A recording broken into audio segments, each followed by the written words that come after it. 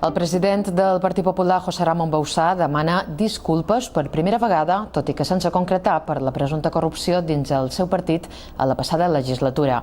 Així tot, assegura que el 99,99% dels militants del partit són honrats.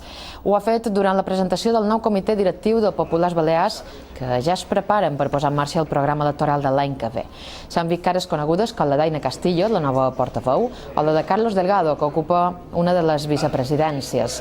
Amb aquesta nova executiva es manté que per primera vegada en molt de temps el partit torna a estar unit.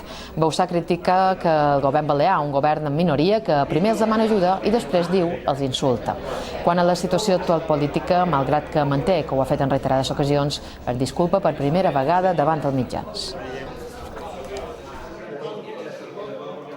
Sabiendo que no nos podemos sentir orgullosos de la situación en la que estamos viviendo y por la que estamos pasando, y la que yo ya lo he dicho en numerosas ocasiones, pido perdón y pediré perdón todas las veces que sea necesario, porque no nos podemos sentir orgullosos de esta situación.